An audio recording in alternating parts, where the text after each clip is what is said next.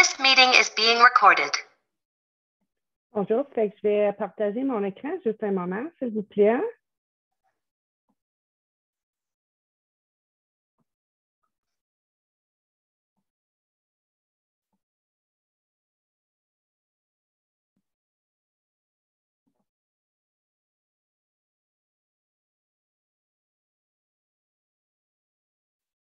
C'est parfait, vous le voyez bien?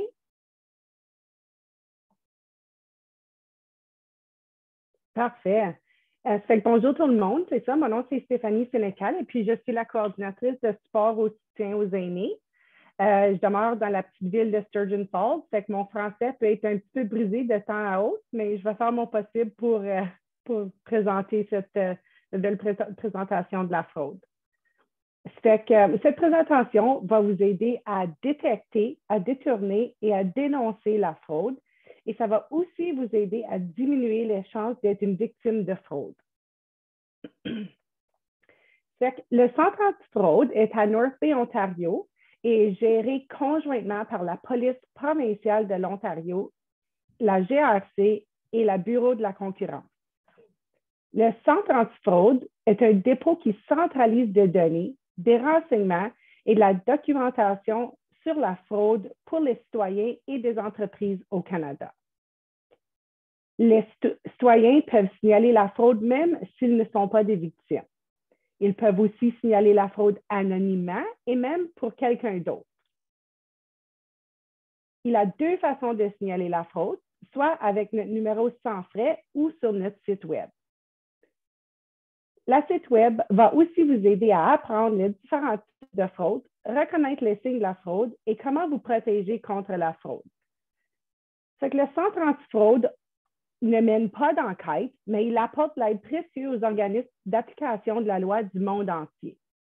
Nous percevons le crime, nous renforçons nos partenariats avec le secteur privé et public et nous percevons l'économie canadienne. C'est que le Centre antifraude a trois unités. L'unité d'admission de signalement et prévention de la fraude. C'est que cette unité accepte des signalements par téléphone, par courrier, par les policiers et en ligne.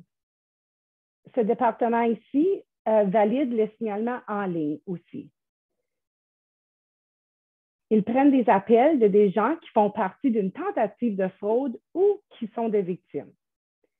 Ils réfèrent aussi des signalements à d'autres unités qui ont un plus haut risque s'il y a une perte de plus de 10 000 $, s'il y a de l'argent qui a été envoyé par courrier ou s'il y a une nouvelle variation de fraude.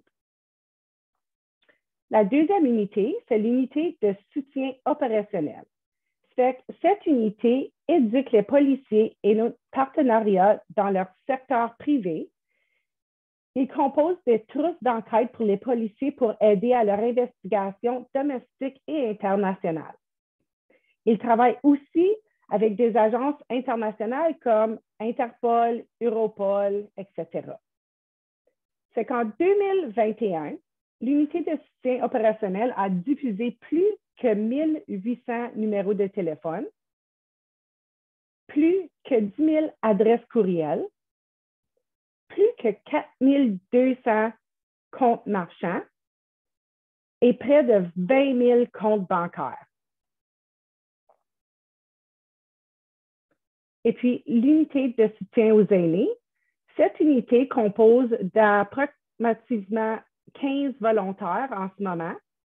Ces volontaires ici font des appels à des victimes de fraude qui ont 60 ans et plus pour les aider avec la victimation.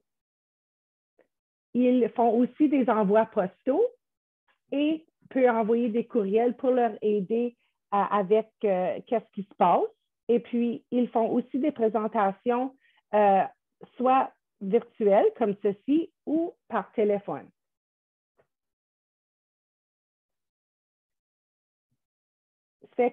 En 2020, nous avons reçu près de 500 000 appels et près de 132 000 signalements en ligne qui totalisaient 64 millions de dollars canadiens en pertes déclarées.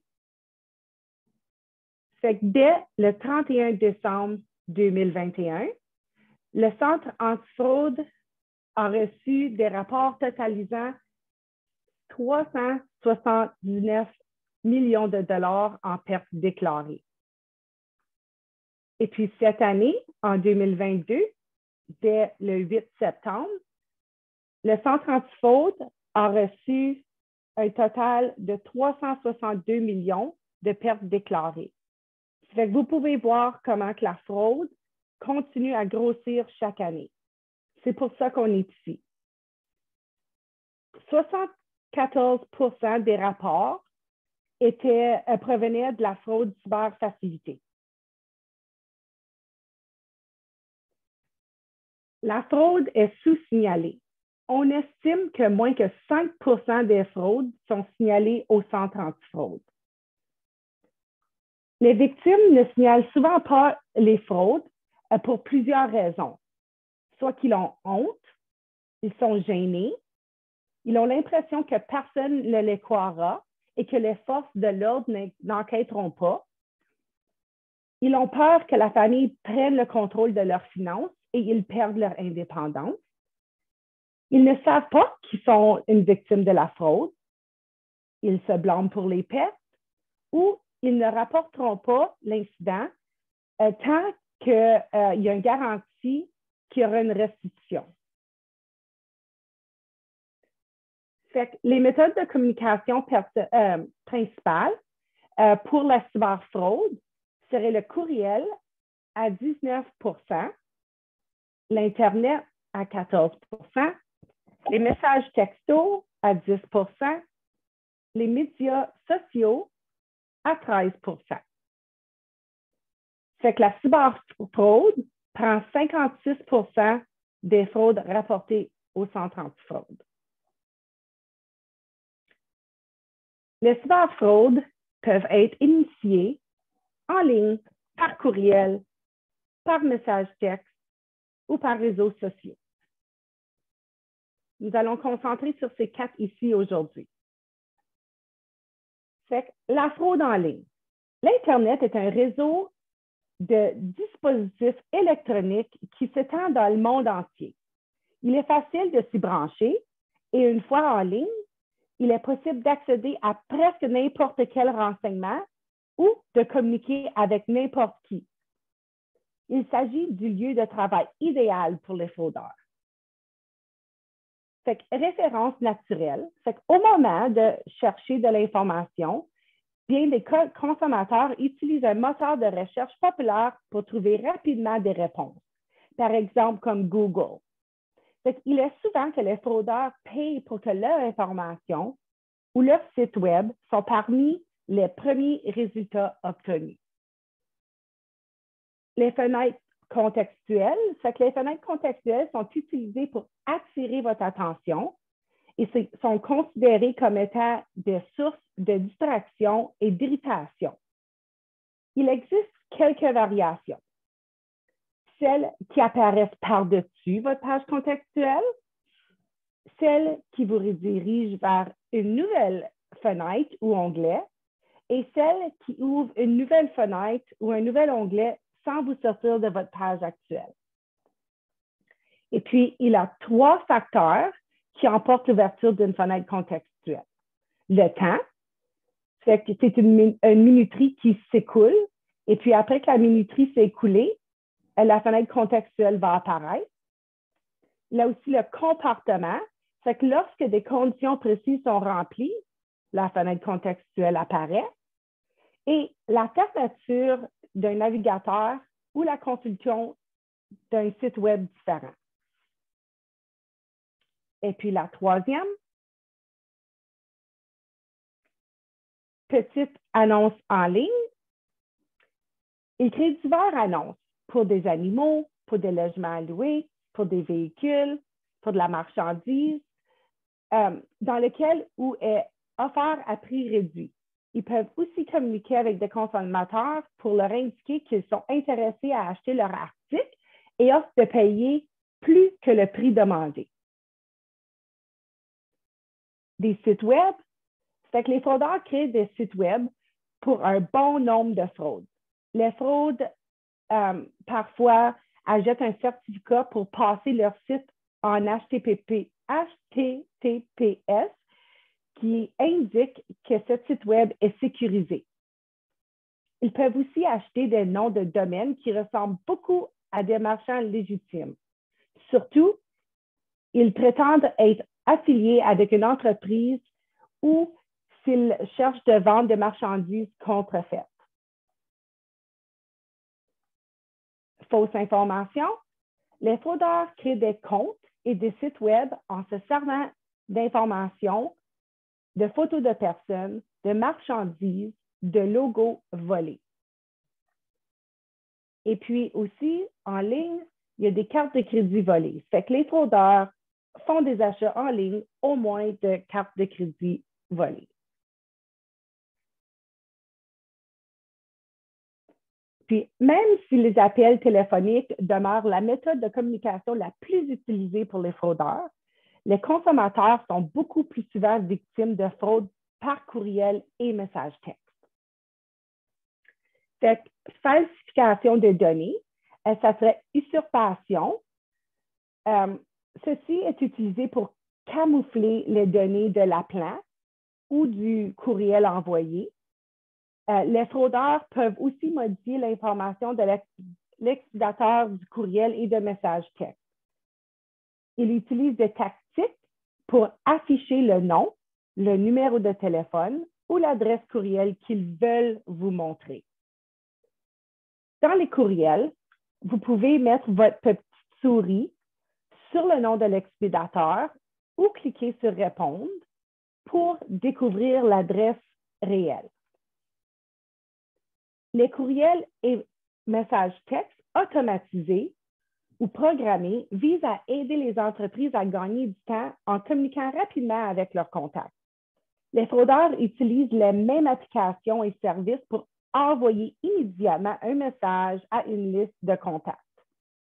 Ils peuvent choisir le destinataire, décider quand envoyer le message et même personnaliser le message. Les fraudeurs peuvent aussi créer des courriels de réponse automatiques pour quand les consommateurs répondent à leur message initial. Et puis le dernier, compte de courriel compromis.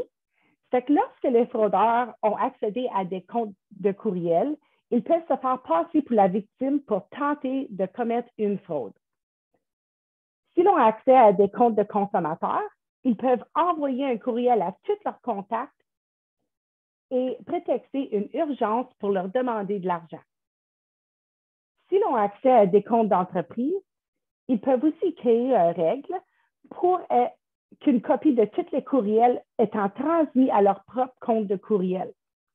Ils examinent l'information et se font passer pour l'entreprise au moment voulu. Ils peuvent envoyer une facture à des clients et leur demander d'effectuer un paiement immédiatement, mais leur demander de changer le compte bancaire. Ils feraient les dépôts dans leur propre compte bancaire, le compte frauduleux.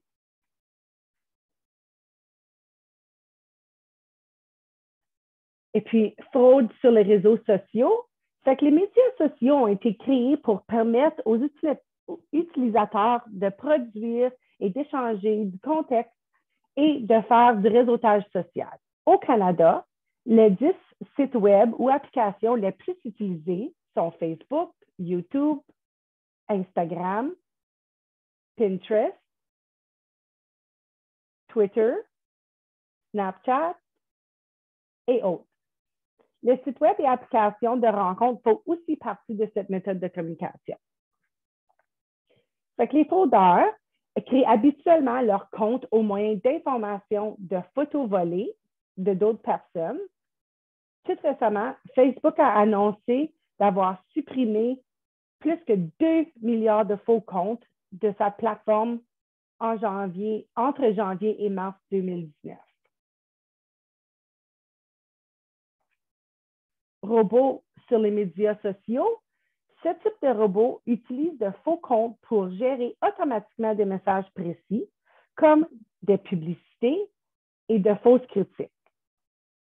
Ces robots servent surtout à créer des profils de personnes capables d'influencer les gens. Puisqu'ils sont automatisés, ces robots fonctionnent jour et nuit.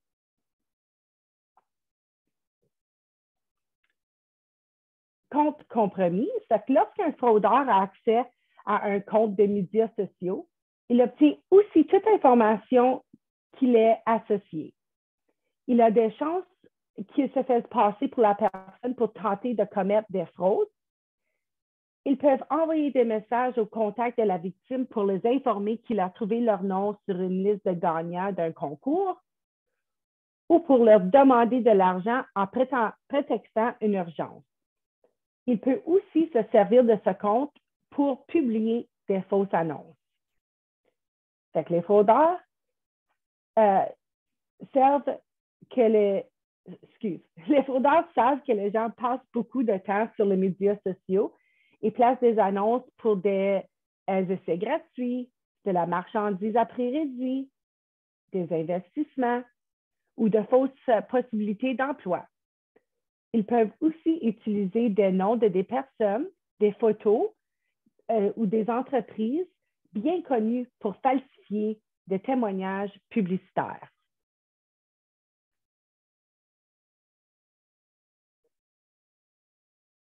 Cyberfraude affectant les aînés, il y a l'investissement, stratagème de rencontre, prix, hameçonnage, besoin d'argent urgent, services, marchandises et fraude à l'identité.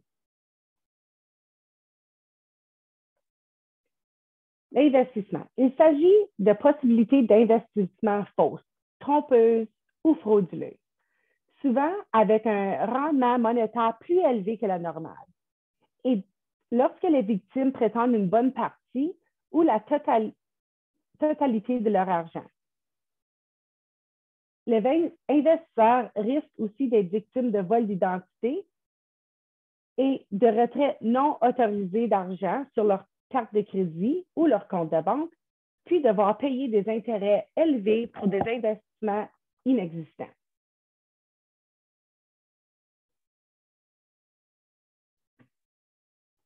Dans l'investissement, il y a aussi les ventes pyramidales et puis il y a beaucoup de crypto-placements.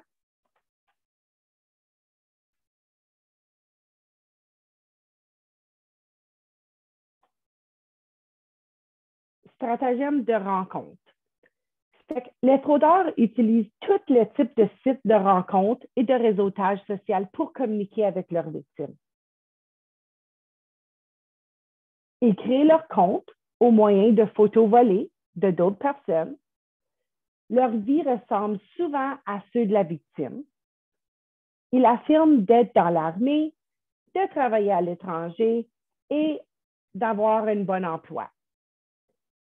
Ils déclarent leur amour très vite pour gagner la confiance, l'affection et l'argent de leurs victimes.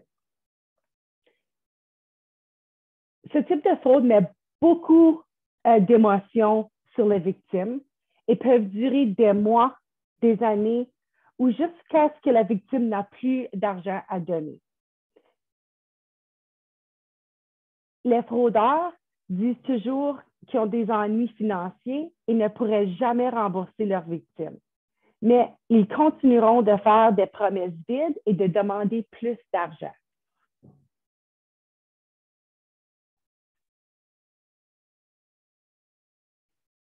Les prix, c'est que les consommateurs font annoncer qu'ils ont remporté un gros lot ou un prix, même s'ils n'ont jamais acheté un billet ou participé à un concours.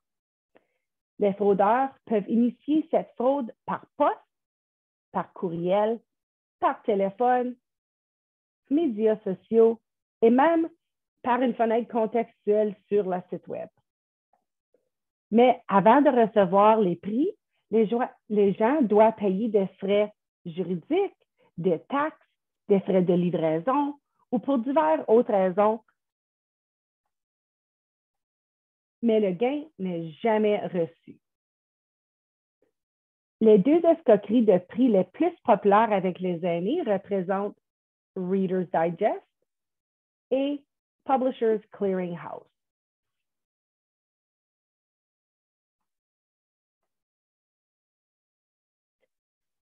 Les courriels et les textos d'hameçonnage visent à faire croire à la victime qu'elle fait affaire avec une entreprise réelle comme une institution financière, un fournisseur de services ou un organisme du gouvernement. Dans ce message, on vous invite à cliquer sur un lien pour diverses raisons. Mettre à jour des renseignements de votre compte ou accepter un remboursement. Le but est de recueillir des renseignements personnels et financiers pour être utilisés pour commettre une fraude d'identité. C'est-à-dire, ne cliquez jamais sur un lien sur l'Internet ou sur un texto et rentrez de l'information bancaire ou de l'information personnelle.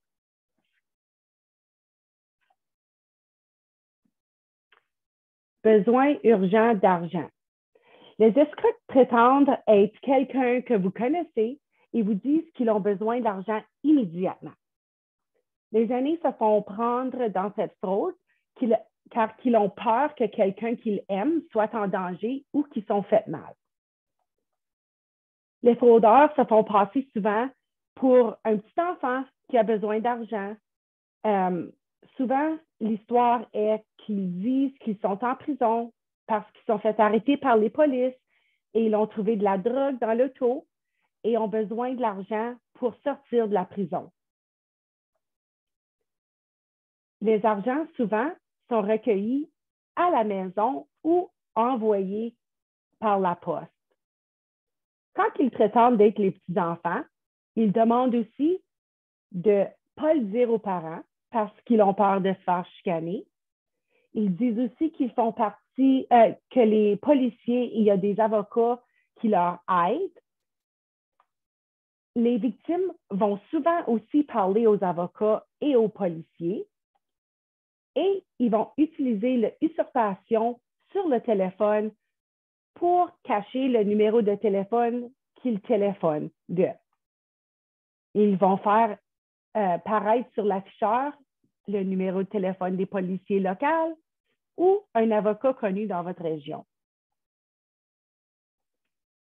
Besoin d'argent urgent peut aussi être quelqu'un qui demande de l'argent, comme un ami ou un membre de votre famille, qu'ils disent qu'ils sont pris dans un autre pays, ont perdu leur portefeuille et ont besoin de l'argent pour leur vol ou pour payer des frais à l'hôpital.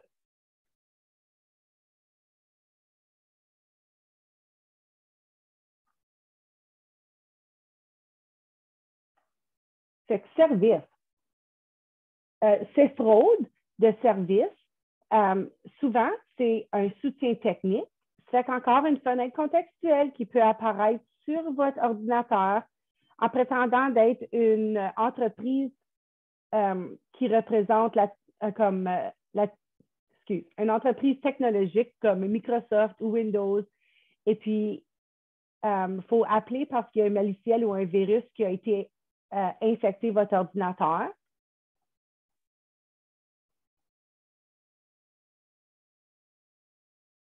Il y a aussi des offres de faible taux d'intérêt. C'est que les fraudeurs téléphonent aux victimes pour leur offrir de réduits taux d'intérêt sur leur carte de crédit.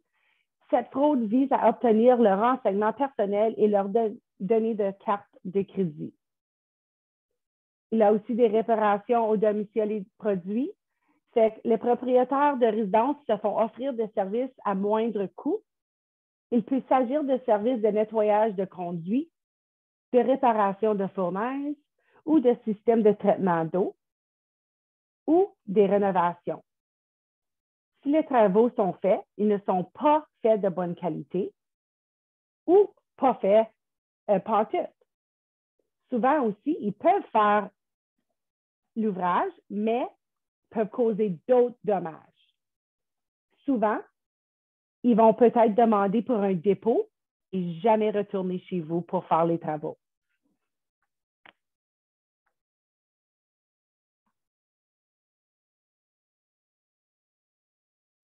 Marchandises.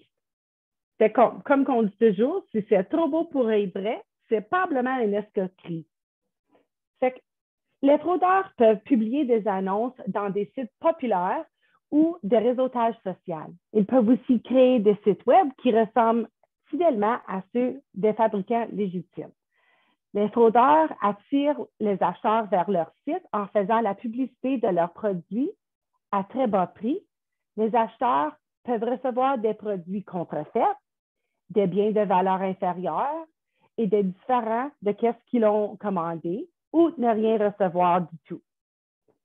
Les entreprises doivent faire preuve de diligence raisonnable avant d'acheter les produits ou des services de fournisseurs nouveaux et inconnus.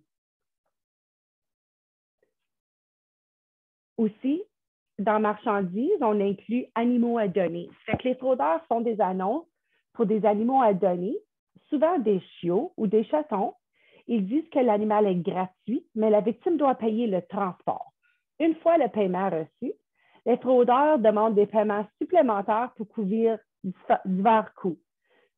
Une cage de transport, des vaccins, des médicaments, de l'assurance ou autres. Les fraudeurs se servent de sites de petites annonces en ligne et de réseaux de médias sociaux pour afficher des logements à louer. La propriétaire se situe habituellement dans un quartier recherché et le loyer demandé est inférieur au loyer moyen sur le marché. Les personnes intéressées doivent remplir une demande dans laquelle ils doivent fournir des renseignements personnels. Souvent, le soi-disant propriétaire dit être à l'étranger et souhaite louer rapidement la propriété à la bonne personne. Il demande à la victime de verser un dépôt pour visiter l'endroit ou pour recevoir les clés. Il y a aussi les véhicules, fait qu'ils sont affichés à un prix inférieur à la moyenne. Les fraudeurs prétendent se trouver à l'étranger et indiquent que le véhicule se fera livrer. Ils demandent à la victime de payer le véhicule et la livraison, mais ceci ne le reçoit jamais.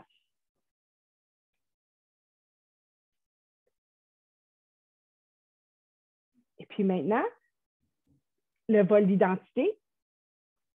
Il y a le vol d'identité lorsque les renseignements personnels d'une personne sont volés ou compromis. La fraude d'identité suit lorsque le fraudeur utilise les renseignements de la victime afin de les frauder. C'est que les fraudeurs peuvent utiliser votre identité pour accéder à vos comptes bancaires, ouvrir de nouveaux comptes bancaires, transférer des soldes bancaires, demander des prêts et des cartes de crédit, qui est le plus populaire, acheter des biens et des services, cacher leur activité criminelle, obtenir des passeports ou de recevoir des présentations gouvernementales.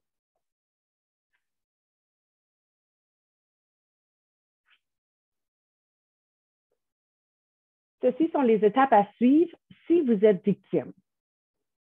Fait que rassembler toute l'information sur la fraude, communiquer avec les agences d'évaluation de crédit, Equifax et Transition. Je vais vous donner les numéros de téléphone. 1-866 828 5961.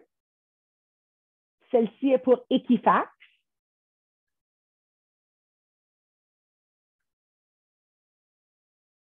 Et Transunion. 1-877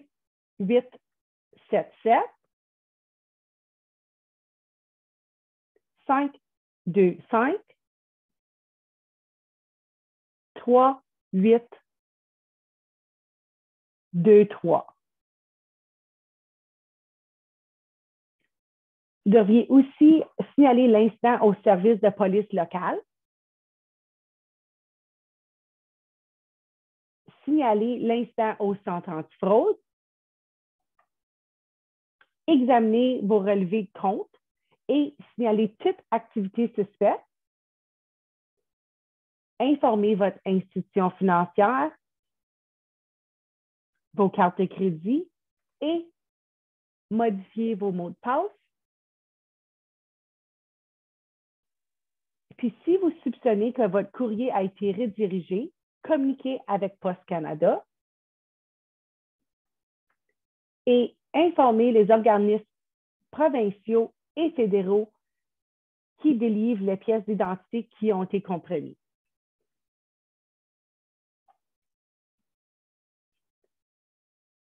Et puis maintenant, comment se protéger?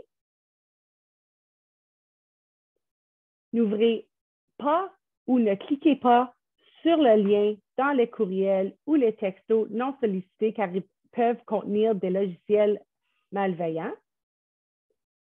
Recherchez les fautes d'orthographe et de formatage dans les courriels et les textos.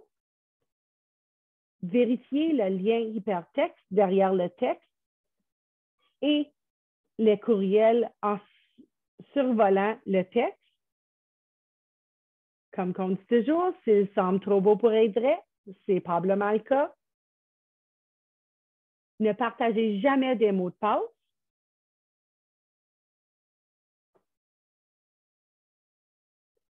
Faites attention à ce que vous publiez en ligne parce que vos détails sur les plateformes de médias sociaux et les sites de rencontres à des fins de ciblage, utilisez les paramètres de confidentialité. Les escrocs utilisent la technologie pour dissimuler le courriel ou le numéro réel qu'ils appellent ou envoient par courriel et le faire apparaître comme fiable. Le gouvernement du Canada n'enverra jamais de fonds par courriel ou message texte.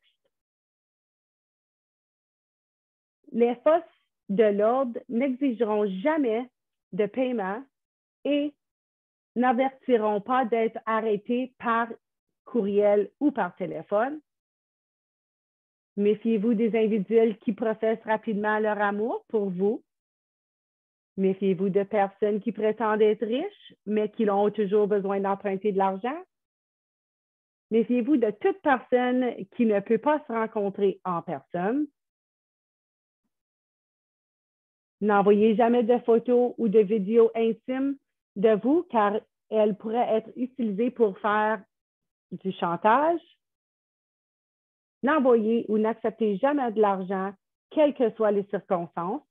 Vous pouvez faire partie du blanchissement d'argent sans le savoir, et ceci est une infraction pénale. Méfiez-vous de toute urgence. N'autorisez jamais une personne à accéder à distance votre ordinateur. Si vous avez des problèmes avec votre ordinateur, apportez-le à un technicien. La seule façon de participer à une loterie est d'acheter un billet. Un billet ne peut pas être acheté en votre nom. Fait qu'il y a des gens des fraudeurs qui nous ont dit que c'est parce que vous avez magasiné au couche-tard dans les derniers 6 mois, puis votre nom a été mis d'un tirage. C'est quelque chose qu'ils utilisent souvent. Et puis, au Canada, si vous gagnez à la loterie, vous n'êtes pas tenu à payer des frais ou des taxes à la vente. Puis maintenant, comment signaler la fraude? Notre numéro sans frais, 1-888-495-8501. Et vous pouvez aussi signaler en ligne au centreantifraude.ca. Puis je suggère à tous les gens d'aller voir notre site web parce que vous pouvez aller voir toutes les escroqueries qui se passent de nos jours. Je pense qu'il y en a plus que 30 sur notre site web. Terminé, question? Merci beaucoup, Stéphanie. Oui, on a déjà quelques questions qui sont arrivées. Avant de rentrer dans les détails, je voulais rappeler aux personnes qui nous écoutent que Linda a rajouté des liens dans la boîte de discussion. Donc, tous les numéros qui ont été partagés durant la présentation, plus des liens vers des ressources additionnelles qui peuvent être utiles, sont dans la boîte de discussion et sont aussi partagés sur le site de PMAO. Et le site, on va vous l'écrire, c'est en anglais, le URL, c'est eapon.ca. Donc, vous pouvez aller voir ça et trouver plus de ressources sur le site. On va passer aux questions. Donc, on a déjà 2 questions qui sont rentrées, qui sont excellentes, les 2. Vous avez parlé un petit peu du vol d'identité. Donc, est-ce que le vol d'identité, c'est juste avec le nom, l'adresse et la date de naissance? Est-ce qu'il y a d'autres détails qui peuvent être utilisés et qu'il ne faut pas partager? C'est Marie-Thérèse qui nous demande cette question. Oui, certainement. Votre permis de conduire peut être utilisé, votre numéro d'assurance sociale peut être utilisé, même n'importe quelle identification gouvernementale. Mais certainement, les plus importants de ne pas partager seraient votre numéro d'assurance sociale, votre date de naissance, votre permis de conduire. Très bien. Oui, le numéro d'assurance sociale, c'est vraiment le crucial. On a une autre question qui voulait en savoir un peu plus sur comment est-ce qu'on reconnaît si un site web est légitime. Qu'est-ce qui fait la différence quand on ne s'y connaît pas trop? Souvent, c'est difficile à voir, mais faut toujours regarder pour des fautes d'orthographe ou des fautes de formation. Souvent, les messages dans le site web ne vont pas être très clairs ou des fois, ça va être de l'information volée aussi. Faites juste faire votre recherche. Faites toujours 2 vérifications. Essayez de téléphoner le numéro de téléphone, voir si c'est vrai. Et puis, en plus de ça, si que vous vous doutez, on dit toujours d'utiliser votre carte de crédit pour faire des achats en ligne parce qu'ils ont la meilleure protection pour vous. On recommande de jamais payer pour rien avec des cartes de crédit, pas des cartes de crédit, des cartes prépayées ou des transferts Interac ou des bitcoins. Ça, c'est un gros. Utiliser votre carte de crédit, c'est la meilleure protection que vous avez. Même pour nous, c'est difficile à voir si c'est une site web fausse, mais toujours faire de la recherche, demander aux gens à regarder pour des fautes d'orthographe. Je crois que c'est important, cet aspect de demander aux gens, d'en parler avec les amis, les voisins, les personnes avec qui on socialise, parce que des fois, c'est quelque chose que, moi, je sais que de mon expérience personnelle, essayer de parler technologie, site internet, sécurité, des fois avec les personnes dont on est les plus proches dans la famille, ça peut vite mal tourner, mais c'est plus facile quand on parle avec des personnes qui sont des amis. Donc, c'est toujours... Et puis, c'est bien d'échanger comme ça, de comparer les notes. Je crois que c'est quelque chose que vous disiez hier et puis aujourd'hui aussi, cette idée de... Les personnes éprouvent de la honte ou on se sentent mal à l'aise d'avoir peut-être partagé quelque chose dont elles se disent qu'elles n'auraient pas dû et elles n'en parlent pas, elles ne disent rien et ça aggrave la situation. Oui, exactement. C'est important de partager les histoires. Et puis souvent, quand on pense qu'on fait partie d'une escroquerie, les fraudeurs vont le dire, dis-les pas à personne. Vous pouvez... ils vont vous faire mentir aux banques pour faire des retraits ou faire des virements. Ça, c'est des choses pour regarder un sens d'urgence. Aussitôt qu'il y a de l'urgence, puis il y a des mensonges, il faut toujours se méfier à ça. Très bien. On a une autre question, Marie-Thérèse, qui veut savoir, est-ce que Equifax et TransUnion peuvent protéger contre le vol d'identité ou est-ce que c'est juste pour faire un signalement? Quel est leur rôle? Oui, absolument. Equifax et TransUnion sont les 2 bureaux de crédit les plus populaires ici, au Canada. On demande de signaler les 2 parce que les 2 sont responsables des différentes institutions financières. Et puis, même si que vous ne demandez pas de faire des signalements, vous pouvez toujours regarder votre dossier de crédit pour voir s'il y a des choses qui vous appartiennent. Pas souvent, vous pouvez voir ce qu'il y a des numéros de téléphone, des adresses ou des demandes pour des cartes de crédit qui ne vous appartiennent pas. Fait que ce n'est pas nécessairement de vérifier quand que vous avez été victime de fraude d'identité. C'est quelque chose qui est bon à faire toujours. Mais qu'est-ce qui arrive avec Equifax et TransUnion pour qu'eux, ils vous envoient des alertes quand il y a des cartes de crédit, quand il y a des applications pour des cartes de crédit ou des choses comme ça, il y a des forfaits, il y a des frais à payer. Mais si vous faites vérification vous-même, il n'y a pas de frais. C'est pareil comme on dit toujours aux gens de toujours vérifier vos comptes bancaires. Juste au cas que quelque chose peut arriver, mais c'est la même chose avec TransUnion et Equifax. C'est un bon conseil, ça. Merci.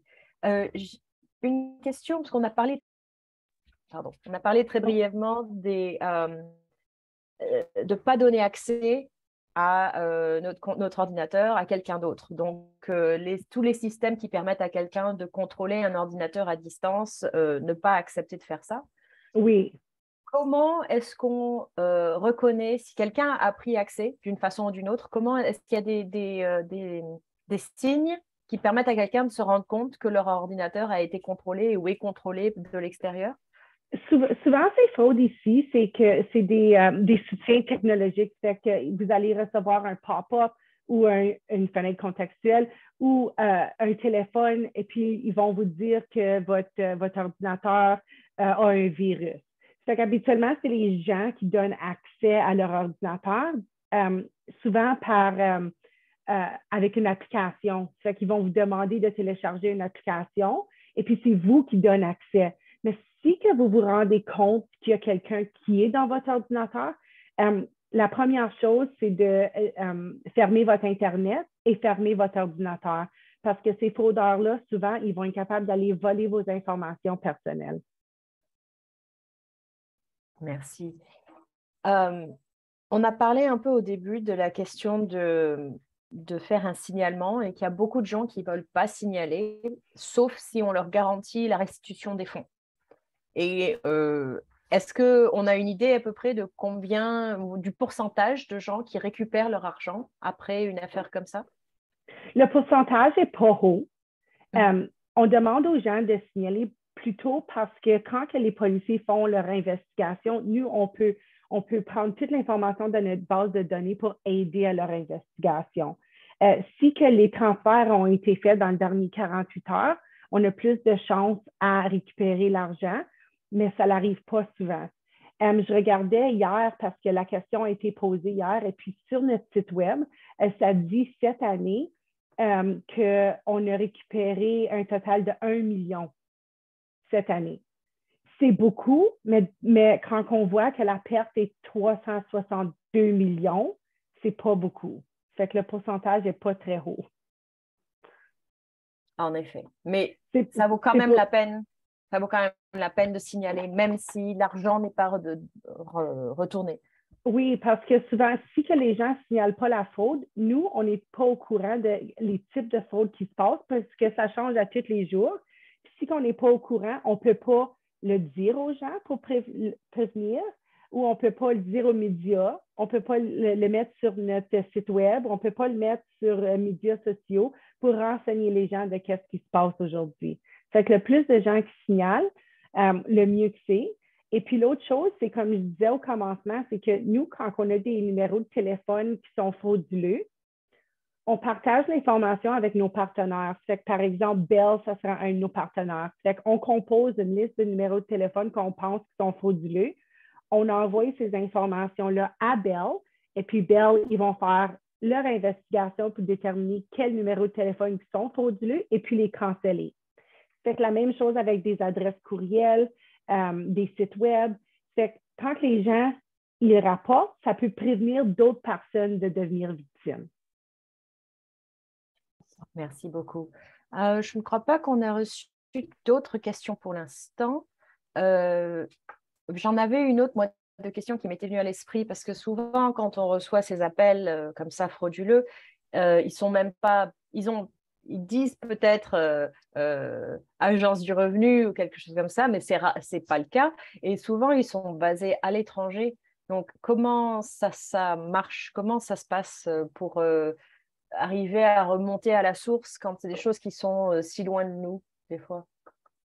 Souvent, quand on reçoit des appels frauduleux, on demande aux gens de simplement raccrocher parce que le plus souvent que vous répondez, le plus souvent, les fraudeurs, ils vont créer des listes de numéros de téléphone, soit une liste volée ou une liste créée par eux. Et puis, quand on répond le téléphone, le numéro va sur la bonne liste, ce qui veut dire que vous allez recevoir plus d'appels. Fait que simplement raccrocher, ne jouez pas avec eux. Le plus que vous jouez avec eux, le plus qu'ils vont jouer avec vous. Et puis, j'avais vu une question hier qu'on n'a pas eu le temps de répondre, et puis je pense que c'est important d'en discuter aussi. C'est qu'il y a beaucoup de gens qui vont dire oui, mais j'ai bloqué les numéros et puis ils appellent encore. Mais au commencement, je parlais de comment ils peuvent camouflager leur numéro ou leur adresse courriel. En anglais, on appelle ça spoofing. Et puis, spoofer, c'est comme le numéro qu'on voit sur l'afficheur, c'est pas vraiment le numéro qui appelle de. Ce numéro-là peut être un numéro hors service. Ce numéro-là peut vraiment appartenir à quelqu'un qui n'est pas un fraudeur. C'est quand les gens ils rappellent, mais ils disent ah non, je ne vous ai pas appelé. Ben oui, votre numéro est sur mon afficheur. Mais c'est parce que les fraudeurs, ils cachent leur numéro derrière des numéros locaux pour vous faire penser que c'est quelqu'un de votre région qui vous appelle, qui va vous faire répondre le téléphone. Fait même si vous bloquez ces numéros-là, ils peuvent quand même rentrer. Fait que la suggestion pour ça, c'est qu'il y a des services de téléphone qui ont des forfaits. Ça peut être gratuit ou payé, mais pour empêcher des appels frauduleux de rentrer. Il y a aussi un autre, un instant, j'avais le numéro ici, je l'ai perdu. C'est la liste nationale, en français, j'essaie de penser, là, en anglais, c'est Do Not Call This. Je me rappelle plus c'est quoi le nom en français, je m'excuse. Mais ça, c'est quelque chose qui a été créé par le gouvernement et puis qui peut empêcher des appels de télémarketing de rentrer dans votre téléphone. C'est que ça, c'est une autre. Je peux mettre le numéro dans le chat. Ah non, je ne peux pas. Mais le numéro pour ça, c'est 1-866 580 3624. Et puis, je cherche. Ah oui, ça s'appelle Liste nationale de numéros de télécommunications exclus. C'est ça. Ça va empêcher des appels de télémarketing de rentrer dans votre téléphone. C'est très utile, ça. Merci beaucoup. Et là, on parle beaucoup, d'arnaques qui sont créées par des gens qu'on ne connaît pas forcément, mais on a une question qui veut savoir s'il y a une statistique sur la proportion de victimes qui sont victimes par un proche, quel que soit le lien avec la victime. Des victimes de quoi, je m'excuse? Des victimes de fraude ou d'arnaque. Est-ce qu'on a une idée d'arnaques qui sont menées par des gens qui sont proches de leur victime? Pas souvent. C'est souvent hors pays. Ouais. Oui. On a beaucoup la stratagème d'urgence. Fait que c'est la fraude de grands-parents, comme je parlais tantôt. Celle-là, c'est souvent pas nécessairement local ou des gens que vous connaissez, mais c'est plutôt au Canada que ça se passe parce que les argents se font ramasser en personne. Ça fait que pas nécessairement dans la même ville que vous, mais ça peut être, on va dire, vous demeurez à Montréal, les gens peuvent être à Toronto et puis il fait quelqu'un conduire à Montréal, ramasser l'argent sur votre patio ou des choses comme ça. C'est pas vraiment des gens qu'on connaît. Ça n'arrive pas souvent. Pas pour nous, parce que nous autres, c'est marketing. Hein? C'est cyber et marketing. Ouais. C'est ça. C'est-à-dire que les maltraitances financières, les choses comme ça, c'est très souvent mené par la famille en général. Mais quand on parle des arnaques en ligne et des appels frauduleux, c'est généralement fait par des personnes qu'on ne connaît pas. Exactement, oui. Ouais. Je crois que c'est tout ce qu'on a pour les questions pour l'instant. On a encore 1 ou 2 minutes. Pardon, je suis enrouée. Donc, si quelqu'un a une dernière question pour nous, on peut la prendre. Sinon, on va s'arrêter là pour aujourd'hui. OK. Linda? Merci Stéphanie pour cette belle présentation. On va poursuivre avec certains points qu'on avait et puis là, je vais juste partager mon écran. Encore une fois, pour aller et juste, on vous invite à faire un don au centre, au réseau et aussi à prévention de la maltraitance envers les aînés. Ça encourage le travail parce que chaque personne a un rôle à jouer pour établir le respect pour les aînés. Notre conférencière, vous pouvez toujours la joindre, c'est Stéphanie Sénécal, le Centre antifraude du Canada. Et il y a son courriel, et vous pouvez toujours la contacter si vous avez d'autres questions. Et nous vous invitons, avant de terminer, il nous ferait plaisir d'avoir de vos nouvelles, c'est-à-dire si vous pouvez prendre quelques minutes pour compléter notre sondage, cela ferait énormément du bien parce que votre rétroaction est importante pour nous. Vous allez recevoir le lien juste après le séminaire. Le lien vous sera envoyé et puis si vous pouvez nous faire parvenir ça, ce serait bien apprécié. Et vous pouvez toujours nous contacter, vos commentaires, questions. Ce n'est pas la fin aujourd'hui, on va rester connectés. Bénédicte et les deux personnes normalement qui étaient là, c'est Bénédicte normalement et puis moi-même Linda. Voici nos coordonnées, vous pouvez toujours nous contacter ou bien à IEPO ou bien à CNPEA. On sera là pour répondre à vos questions. Et ici, c'est la fin. Nous vous remercions d'avoir participé et ça a été vraiment apprécié, votre participation. Merci. Merci beaucoup et à bientôt.